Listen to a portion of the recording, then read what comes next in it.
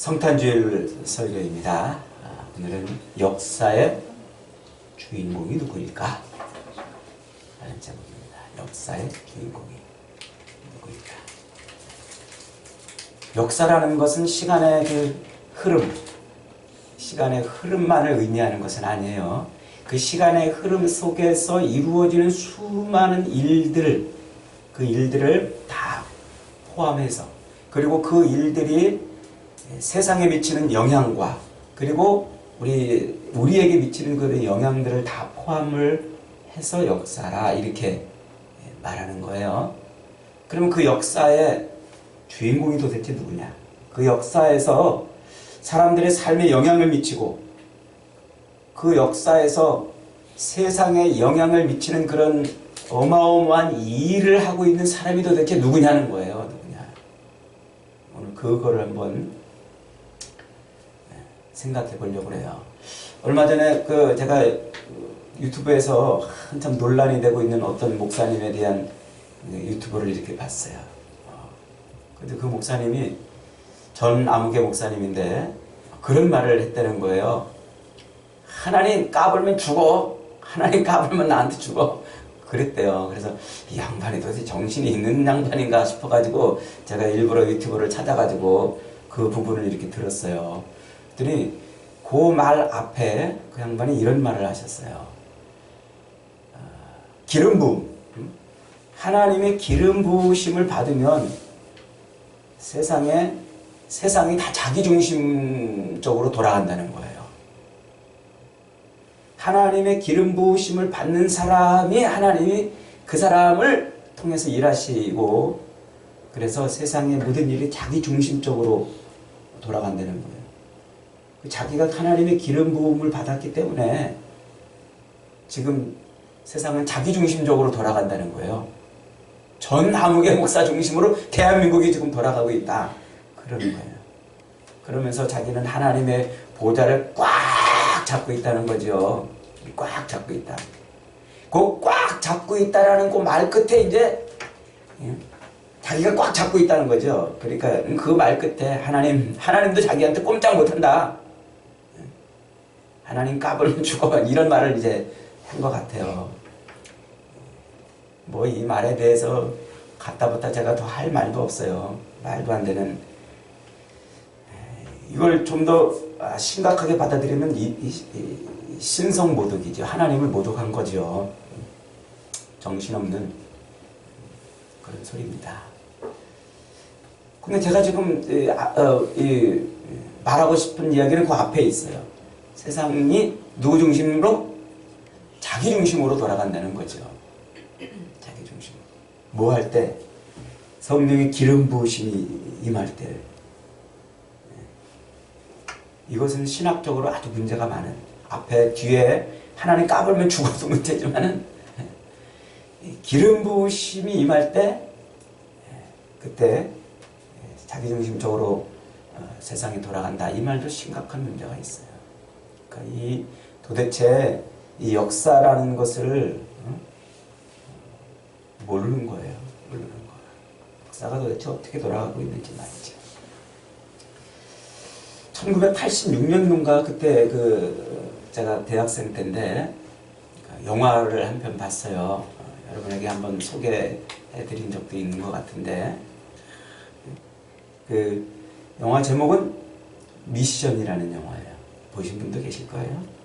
저는 그 미션이라는 영화를 보고서 한동안 영화관에서 일어나지를 못했어요. 영화가 다 끝나고 사람들이 다 나갔는데도 그 자막이 다 올라가가지고 화면이 불이 꺼졌는데도 일어나지를 못했어요. 가슴이 가득히 밀려오는 그 감동 때문에. 그렇죠. 1750년 1월 달에 저 유럽의 그 스페인과 포르투갈 사이에서 남미의 영토를 교환하려는 국경조약이 체결이 돼요. 그래서 이 스페인은 브라질로부터 라프라타강 북쪽에 있는 시카라멘토 지역을 받는 대가로 30만 명이 살고 있는 과라니 원주민들이 살고 있는 우루과이 그 동쪽 땅을 포르투갈에게 내주는 거예요. 스페인과 포르투갈 간에 그 브라질에 있는 땅, 우루과이가 있고 브라질이 있는 그 경계에 있는 그 땅을 서로 주고받는 거예요, 지금. 포르투갈은 그곳에 살고 있는 그 30만 명쯤 되는 그 과라니 원주민들을 노예로 삼고 싶은 거죠. 그런데 그때 카톨릭 교회에 소속돼 있는 그 신부들, 예수의 신부들이죠. 그 예수의 신부들, 그 선교사들이 꼭 과라니족과 더불어서 살고 있었어요. 복음을 그들에게 전하면서.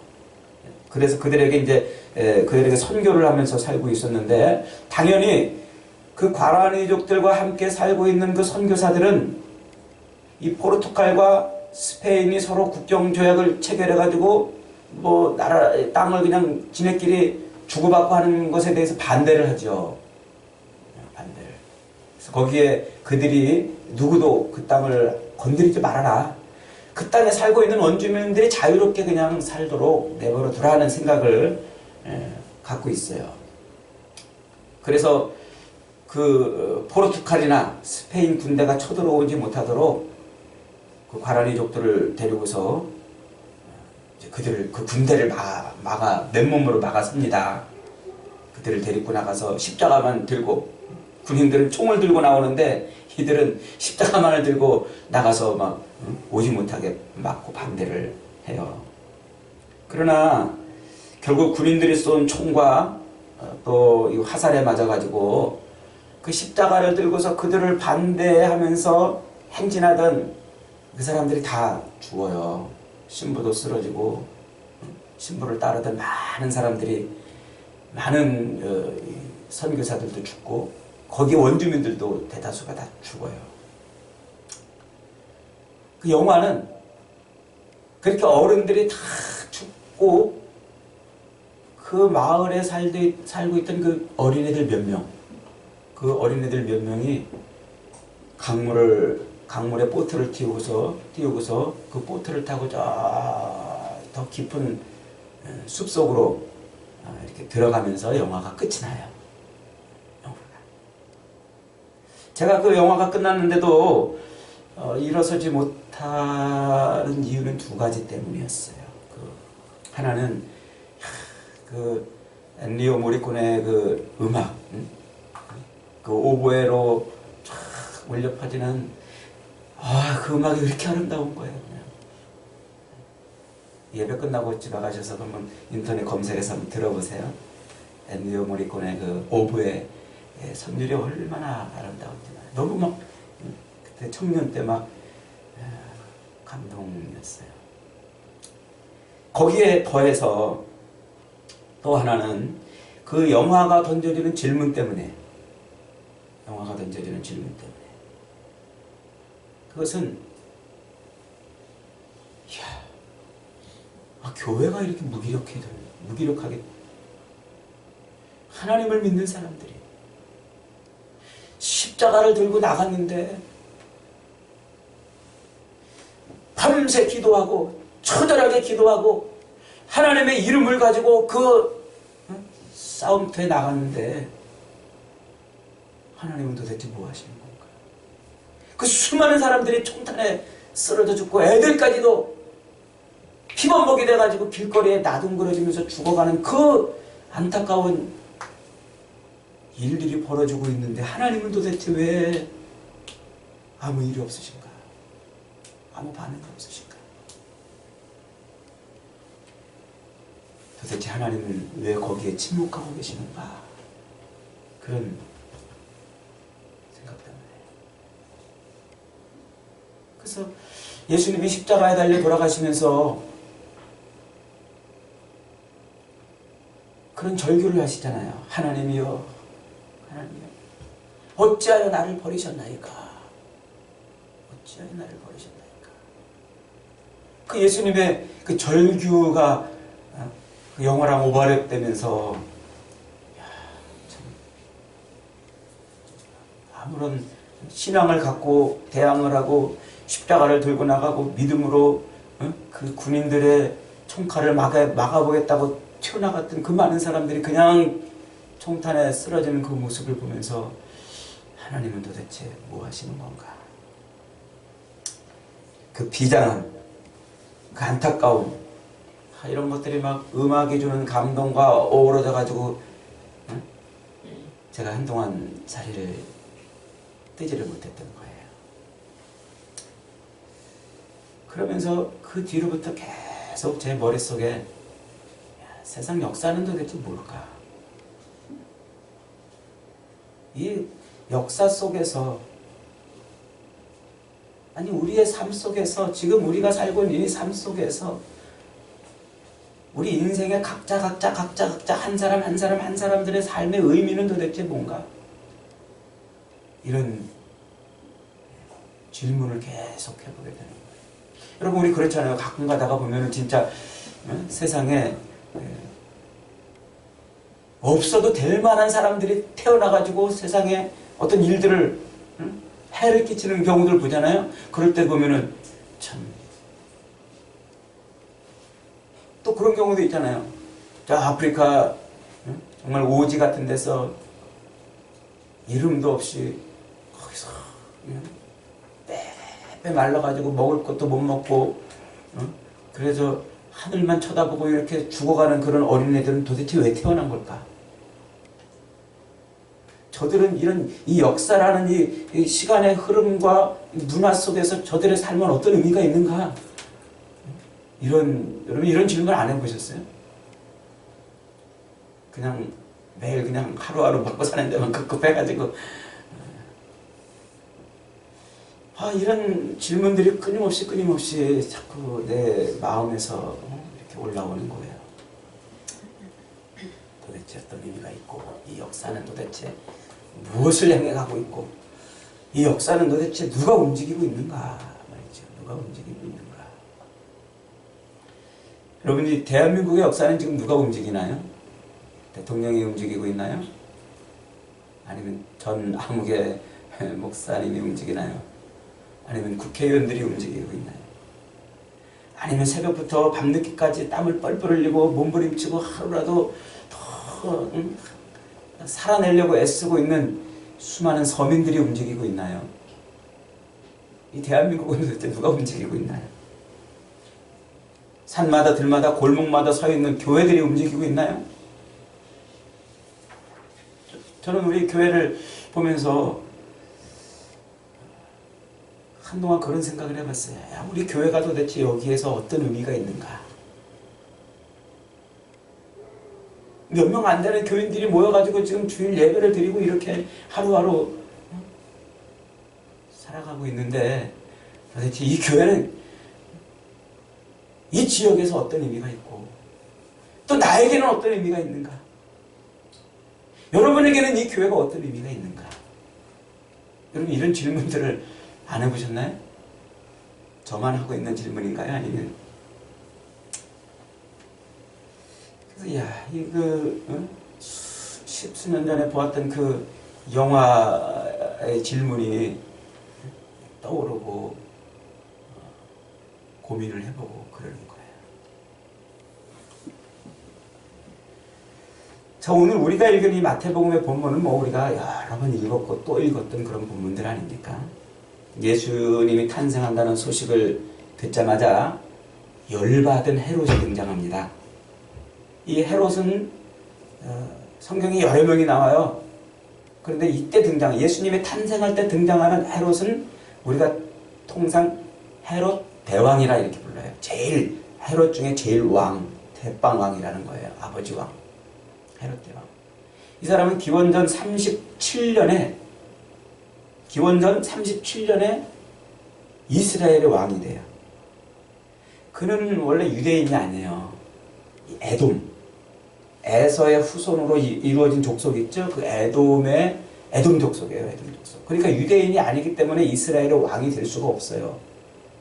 그러나 당시에 그 이스라엘을 지배하고 있던 그 로마의 그 정치적 격변기 속에서 요리조리 이렇게 줄을 잘 서가지고 이스라엘 땅을 통치하는 왕이 된 사람이에요. 기원전 44년에 로마의 황제 시저가 갑자기 암살을 당하죠. 블루투스라는 그 자기 부하에게 말이죠. 그러면서 블루투스 너 맞아 이러면서 뭐 시저가 죽었다는 그런 영화의 장면도 있잖아요. 그러니까 그 이 시저와 함께 삼두 정치를 이끌고 있던 폼페이우스하고 또 이 안토니우스 이 세 사람 중에 시저가 이제 죽었어요. 그러니까 이 안토니우스가 권력을 이제 자기가 잡으려고 애를 씁니다. 그때 이 헤롯은 얼른 안토니우스한테 딱 붙어버려요. 그가 권력을 잡으면, 로마의 권력을 잡으면 뭔가 한 자리 자기가 좀 얻고 싶어서 말이죠. 그러다가 이 안토니우스는 시저의 애인이었던 이집트의 클레오파트라한테 사랑에 빠져버려요. 클레오파트라하고. 그 시저의 애인이었던 클레오파트라를 이제 사랑하게 돼가지고 사랑에 폭 빠져요. 그때 그 시저의 양아들이었던 옥타비아누스라는 사람이 이제 그 안토니우스를 제거하려고 전쟁을 일으켜요. 그래서 이 옥타비아누스가 안토니우스를 제거하는 그런 전쟁이 이제 악티움 바다에서 치른 마지막 전쟁이에요. 악티움 해전이라 우리가 이제 흔히 부르는 전쟁인데 그 전쟁에서 옥타비아누스가 승리를 해요. 그때 헤롯은 벌써 정세를 잃고 이 안토니우스에게서 떨어져서 옥타비아누스에게 줄을 대고 있었어요. 이 옥타비아누스가 성경에 등장하는 가이사 아우구스토입니다. 그가 명을 내려 호적하라 하는 요 사람이에요. 이 옥타비아누스가 이제 로마의 황제가 되어버렸죠. 그래서 이 헤롯은 이 가이사 아우구스토스 옥타비아누스에게 줄을 대가지고 이제 그에게 신임을 얻습니다.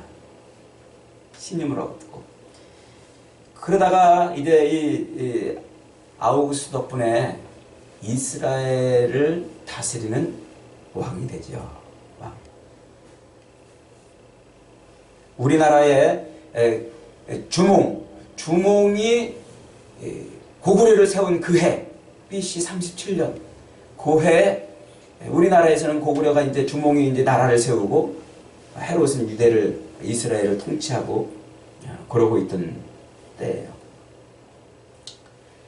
그때 예수님이 이제 그때 왕이 돼갖고 이제 한 30여 년을 통치를 해요. 그러다가 BC 이제 4년쯤에 예수님이 태어나시는 거예요. BC 4년쯤에. 그 예수님이 태어나셔가지고 쭉 한 33년 정도 사시다가 티베리우스 황제 때 이제 십자가에 못 박혀 돌아가시거든요. 이 헤롯은 족보상으로도 그렇고 에돔 사람이기 때문에 유대인이 왕이 될 수가 없어요. 그러니까 이스라엘을 통치하는 왕이 되었기 때문에 이스라엘이 늘 반대를 하고 늘 견제를 하고 또 그를 죽이려고 하는 일들이 여러 번 있었어요. 그래서 항상 이 헤롯은 자기 자리를 지키는 것에 대해서 늘 불안했어요. 늘 찜찜하고 유대인들이 뭔가 시위를 하면은 강경 진압을 하고 자기 주변에 이 자기 왕자리를 지키려고 아주 몸부림을 치고 눈을 부라리고 있던 사람이에요. 그래서 자기 왕자리에 조금이라도 위협이 될 것 같으니까 자기 아내도 죽이고 자기 아들들도 죽이는 이런 아주 비정한 왕이죠. 그런 헤롯이 유대를 통치하고 있던 그때 예수님이 지금 태어나셨다는 거예요. 예수님이. 오늘 본문에 보니까 예수님이 그렇게 태어나니까 어떻게 했어요? 동방박사들이 제일 먼저 이제 동방박사들이 하늘의 그 천체를 관측하다가 뭔가 큰 천체의 어떤 어떤 현상을 보고서는 이제 옛날부터 내려오던 민수기에 나오는 민수기 28장에 나오는 그 별에 대한 그 예언을 보고서 이 이스라엘의 왕이 났나 보다. 그리고 이제 동방으로부터 와가지고 그 왕을 찾으러 왔어요. 근데 이스라엘의 왕이 태어나니까 어디서 태어나겠어요? 왕궁에서 태어날 거라고 생각을 한 거예요. 근데 제일 먼저 헤롯 궁으로 가가지고 헤롯한테 이스라엘의 왕이 태어났다는데 어디 계십니까? 내가 경배하러 왔습니다. 그랬더니 누가 깜짝 놀라요? 헤롯이 깜짝 놀라는 거야. 왕이 태어났다니. 자기 왕자리를 위협하는 존재가 태어난 거잖아요. 그러니까 박사들한테 어디서 태어났는데? 누군데? 하고 물어봐요. 그러고 나서는 박사들한테 가서 찾거든 나한테 좀 알려다오. 나도 좀 가서 경배를 좀 하고 싶다. 그리고 박사들을 보냈는데 박사들이 가서 이제 예수님이 탄생하신 그 베들레헴에 가가지고 예수님께 경배를 하고 돌아가는데 헤롯에게 거쳐 돌아가지 않고 그냥 몰래 도망을 가버렸어요. 그러니까 누가 미치겠어요? 그게 헤롯이 미치겠는 거예요. 이스라엘의 왕이 났다고는 하는데 도대체 누군지를 모르겠는 거예요. 그러니까 아예 그냥 박사들이 그 별을 본 때 2년 전에 봤다고 그러니까 그 본 때를 기준해 가지고 베들레헴 지경에 있는 2살 아이들을 다 죽여버려요. 다 죽여버려요. 그렇게 아기들을 다 죽이는 그런 일들이 첫 번째 성탄절에 일어난 거예요. 하늘엔 영광 땅엔 평화라는 이 어마어마한 위대한 말이 울려 퍼지고 천군 천사들이 찬양 찬송하고 온 백성들이 기뻐해야 될 그 성탄절에 수많은 아기들이 죽어나가는 거예요. 아이러니하지 않아요? 어쨌든 그때 그 아기들을 죽이던 바로 그때 주의 사자가 요셉에게 나타나가지고 빨리 아내와 아기를 데리고 이집트로 피신하거라. 그래서 그냥 들쳐업고 그냥 막 무작정 애굽으로 갔어요. 이집트로. 거기서 한참 살다 보니까 또 천사가 또 꿈에 나타나가지고 야 요셉아, 이제 그 아기를 죽이려던 자가 죽었다. 누가 죽었어요? 헤롯. 그 아기를 죽이려던 자가 죽었다. 그러니까 너는 다시 이제 고향으로 돌아가거라. 그래서 이제 요셉이 짐을 챙겨가지고 고향으로 딱 가려고 하다 보니까 그 헤롯 대왕의 뒤를 이어가지고 헤롯 아켈라오라는 아들이 있어요. 헤롯 아켈라오와 헤롯 안티파스, 헤롯 빌립 이 세 자식들이 나라를 이렇게 분할해가지고 세 덩어리로 갈라가지고 세 명이 이렇게 분봉왕이 돼가지고 나라를 다스리게 됐는데 그 유대와 사마리아 동네를 헤롯 아켈라오라는 아들이 이어받아가지고 왕이 됐는데 이놈이 지 아버지보다 더 악랄하고 악독한 놈이야. 아주 그냥 아버지 이상 가는 그런 폭정을 행해요. 그러다가 왕이 돼가지고 9년 만에 죽어요. 9년 만에 폐위가 되는 거죠. 죽는 게 아니라 이제 쫓겨나 폐위가 돼요. 그리고 그가 다스리던 지역을 이제 유대 총독이 와서 왕이 세워지지 않고 총독이 와서 다스리는데 어쨌든 헤롯 아켈라오가 왕이 됐다는 소식을 듣고는 그놈이 더 악랄하고 폭정을 해가니까 이제 어디로 갑니까? 베들레헴으로 못 가고 좌우의 북쪽에 있는 갈릴리 동네 나사렛이라는 곳으로 가요. 원래 요셉과 마리아가 살고 있던 바로 그 동네죠. 글리 가는 거예요. 글리 가가지고 이제 거기서 예수님이 잘 이렇게 목수가 돼가지고 30년 동안 이제 살았다 하는 이야기가 오늘 우리가 읽은 이 이야기 속에 다 들어있어요.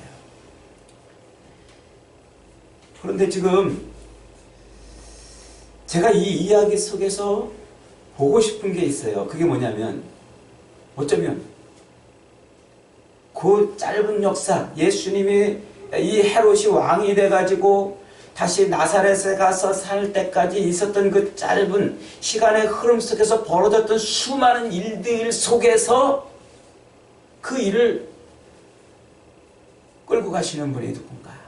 그 일의 중심에 누가 있었나? 헤롯이 있었나? 로마 황제가 있었나? 아니면 누가 있었나 하는 거죠. 어쩌면은 그 미션 영화에서 십자가를 들고 나가서 기도로 하나님을 의지하는 그 믿음으로 나가서 이 스페인과 포르투갈 가운데를 막아보고자 했던 그 믿음의 사람들이 핏덩어리가 돼서 다 바닥에 널브러지고 있는 것처럼 예수님이 탄생하시던 그날 그 즈음에 2살 미만의 숫자도 헤아릴 수 없을 만큼 수많은 아이들이 죽어 나가는 바로 그런 어처구니 없는 일들이 벌어지는 그 시간 흐름 속에 하나님은 뭐하고 계시냐는 거예요.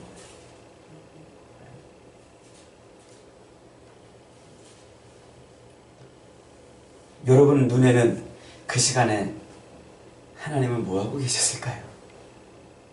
여러분 눈에는 그 시간에 그 시간 이 역사를 움직이시고 그 역사의 수레바퀴를 굴리는 힘은 누구고 그 중심에는 누가 있었을까요?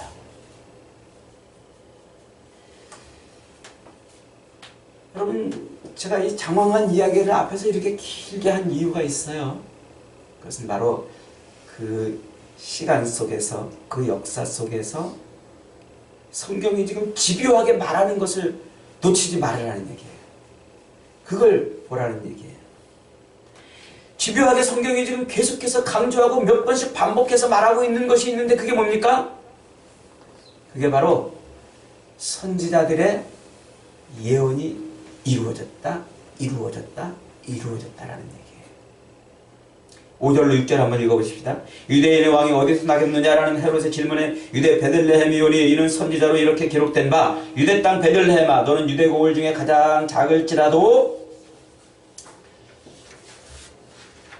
작지 아니하도다. 내게서 한 다스리는 자가 나와서 내 백성 이스라엘의 목자가 되리라 한 그 예언이 베들레헴에서 지금 이루어지고 있다는 거예요.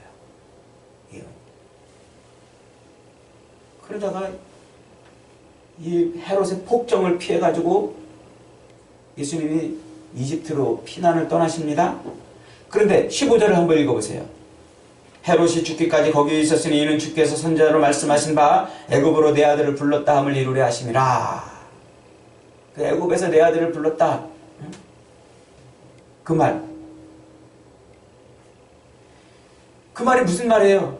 선지자가 이미 애굽으로 그 아들을 불러내었다라는 그 이야기대로 그 예언대로 지금 되고 있다는 얘기예요. 되고 있다. 헤롯이 박사들에게 속은 줄을 알고 미쳐서 베들레헴에 있는 모든 아기들을 죽이라고 명령합니다. 17절 한번 읽겠습니다. 시작. 이에 선지자 예레미야를 통하여 말씀하신 바 라마에서 슬퍼하며 크게 통곡하는 소리가 들리니 라헬이 그 자식을 위하여 애곡하는 것이라 그가 자식이 없으므로 위로받기를 거절하였도다 함이 이루어졌느니라. 그러니까 베들레헴 지경에 수많은 아이들이 죽어나가는 그 장면들도 이미 예레미야 선지자 때 예언이 되어 있는 거예요. 그게 지금 성취가 되고 있다는 거죠. 그렇게 시간이 흘러서 헤롯이 죽습니다. 주의 사자가 꿈에 나타나서 아기를 데리고 나사렛으로 가라고 말합니다. 이것까지 뭐라고요? 23절입니다. 다 같이 시작. 나사렛이란 동네에 가서 사니 이는 선지자로 하신 말씀에 나사렛 사람이라 칭하리라 하심을 이루려 함이로라. 성경이 지금 말하고 싶은 게 뭡니까? 예수님이 유대 베들레헴에 태어난 것이 어쩌다 태어난 것이 아니고 우연히 태어난 것이 아니고 그때 헤롯이 왕이 돼가지고 그 미치광이 짓을 하는 그런 일들이 어쩌다 되어진 일이 아니고 우연히 벌어진 일이 아니고 이미 선지자들을 통해서 예언된 그대로 성취되고 있다는 거예요. 선지자들을 통해서 예언이 된 그대로 하나님께서 이미 구약 성경 시대에 이 선지자들을 통해서 하나님의 일들을 예언하십니다. 하나님이 이 시대에 어떤 일을 하고 저 시대에 어떤 일을 하고 그 시대마다 하나님께서 무엇을 하실지를 예언케 하시고는 그대로 뭐 하셨다는 거예요? 이루어지게 했다는 것이죠. 그때 헤롯이 이스라엘의 왕이 되어서 그가 다시 죽어가지고 예수님이 저 나사렛으로 피난을 갈 때까지 이루어졌던 그 시간의 흐름 속에 벌어진 모든 역사적 일들은 하나님이 하신 일이었다는 거예요. 로마가 중심이 된 것도 아니고 헤롯이 그 역사의 중심이 아니었고 그 역사의 중심은 하나님이신 거예요. 하나님께서 그 아기 세상을 구원하실 우리의 구원자가 되실 그 아기를 세상에 보내시기 위해서 일을 하신 거예요. 그 아기 때문에, 그 예수 그리스도 때문에, 그리스도 예수를 이 땅에 보내시고 그를 통해서 우리를 구원하시고자 하시는 그 일들을 하나님이 하시는데 그 짧은 그 기간 동안의 역사를 탁 잘라가지고 들여다보니까 아하, 다 우연이 아니었구나. 어쩌다 일어난 일이 아니었구나.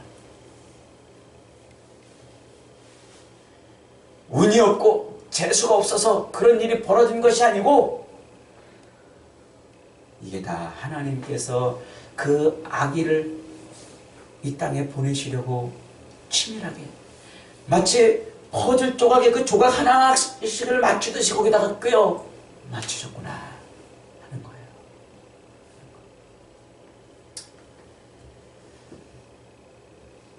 이 하나님이 보이지 않으면, 하나님의 손이 보이지 않으면 이 세상의 모든 역사를 지금 퍼즐 조각 맞춰가듯이 하나씩 꿰어 맞추고 있는 그 위대하신 하나님의 손이 보이지 않는 사람에게는 로마만 보여요. 그 하나님의 손이 보이지 않는 사람들에게는 헤롯만 보여요. 그 하나님의 손이 안 보이는 사람은 운이 없어서 혹은 재수가 없어서 아이들이 그렇게 죽어나가는 그 모습만 보인단 말이죠. 그러나 이 하나님의 위대한 손, 세상 역사를 주물러가고 이 세상을 하나님의 뜻대로 구원하시려고 그 아들을 보내신 위대하신 하나님의 그 손을 보낸 사람은요, 그 손이 보이는 순간 소름이 끼치는 거예요. 이야, 세상 역사는 하나님이 하시는 거구나. 그 역사의 중심에는 예수 그리스도가 계시구나. 지금도 마찬가지예요. 우리가 살고 있는 이 역사도 마찬가지예요. 지금 이 역사도 세상 이 모든 것을 그리스도 예수를 통해서 구원하시려고 하는, 그래서 이 땅에 예수 그리스도를 다시 보내시기로, 심판의 주로 이 땅에 보내시기로 작정하신 그 하나님의 그 손과 계획을 보지 못하는 사람은 지금 벌어지고 있는 이런 모든 일들이 다 어쩌다 벌어지는 일 같고 우연히 일어나는 일 것처럼, 세상에서 일어나는 이런 일들이 다 자기 관점에서 보면은 다 자기 욕망과 정욕을 채우기 위한 일들로 보일 수밖에 없어요. 하나님의 손을 보고 그 하나님께서 움직이시는 역사의 중심에 계신 예수 그리스도를 보는 사람은 하나님의 그 위대한 일 앞에 무릎 꿇고 찬양하고 그 놀라우신 하나님의 영광을 드러내며 그를 위해서 살게 되어 있는 거예요. 여러분, 지금 여러분의 눈에는 뭐가 보입니까? 대통령이 보이고, 전화목의 목사가 보이고, 치고받고 지질이 일도 못하는 국회의원들만 보이고, 그저 하나 둘 그저 오르는 집값, 오르지 않는 월급 먹고 사는 이런 문제만 여러분의 눈에 보입니까? 아니면 여러분이 인생 가운데 역사하셔서 여러분의 인생을 구원하시려고 아들을 보내신 그 위대하신 하나님의 손끝이 보이십니까? 그게 안 보일 때는 우리의 삶이 어쩌다가 여기까지 온 것 같고 우연히 오는 것 같고 때로는 운이 없어서 내가 이런 일을 당하는 것 같고 때로는 내 인생이 풀리지 않고 열리지 않아서 내가 이런 일을 겪고 저런 일을 당하는 것처럼 느껴지는 거예요. 그러기에 하나님이 계시다라고 고백하고 하나님이 우리 인생을 주관하시고 책임진다고 말하면서도 내가 당하는 일 때문에 원망하고 내가 겪는 일 때문에 투정하고 불평하고 그 하나님의 위대하신 뜻이 그 손이 그 계획이 보이지 않기 때문에 내가 당하는 일이 운이 없어서 풀리지 않고 열리지 않아서 내가 이런 일을 겪는다고 좌절하고 절망하는 거예요. 여러분, 세상 모든 역사의 중심에는 예수 그리스도가 있는 줄 믿으시기 바랍니다. 그분이 육신을 입고 이 땅에 오시는 그 순간 세상의 모든 일들은 다 그분 중심으로 움직이게 되어 있어요. 하나님은 그분을 위해서 세상의 모든 일들을 퍼즐 조각 맞춰가듯이 지금도 맞춰가고 계십니다. 다시 오시마 약속하신 그 예수 그리스도 그분 때문에 지금도 하나님은 세상의 모든 일들을 주물러 가고 계셔요. 저와 여러분의 인생까지요. 그래서 그 놀라우신 하나님, 그 위대하신 하나님의 목적과 계획을 깨닫고 그리스도 중심으로 자기 인생을 맞추는 사람에게 하나님이 역사하는 거예요. 하나님이 함께 하시고 그리스도 중심으로 돌아가는 그 세상 역사에 자기 인생을 맞추는 사람에게 하나님이 위대한 일을 하시는 거예요. 사랑하는 여러분, 지금 우리가 겪는 모든 일들, 우리가 당하는 모든 일들, 운이 좋아서 내가 이런 자리에 있고 내 인생이 잘 풀려고 살려가지고 내가 지금 이만한 것을 얻고 있다고 생각하지 마십시오. 반대로 내 인생이 안 풀리고 내가 재질이 운도 없고 재수가 없어서 이런 일을 당한다고 여기지 마십시오. 어떤 일을 겪든지 간에 그 모든 일 속에는 다 하나님의 위대하신 손끝이 있어요. 저와 여러분을 통해서 우리의 인생이 역사의 중심 되신 예수 그리스도에게로 붙게 하시려고 하시는 위대하신 하나님의 뜻이 있어요. 거기에 붙을 때 비로소 우리 인생은 의미가 있고 그 역사의 중심이신 예수 그리스도를 붙잡을 때 그때 우리의 인생에는 하나님의 영광이 나타나는 거예요. 저와 여러분의 인생이 주님 앞에 서기 전날까지 이것을 이룰 수 있는 인생이 되기를 축원합니다. 그래서 우리의 이 미련하고 아둔한 우리를 불러서 하나님의 위대한 일을 이루려고 하시는 그리스도 예수를 통해서 하나님의 위대한 일을 이루려고 하시는 하나님의 그 큰 일들을 다 이루는 복된 인생, 그런 교회가 되기를 주님의 이름으로 축원합니다. 아멘.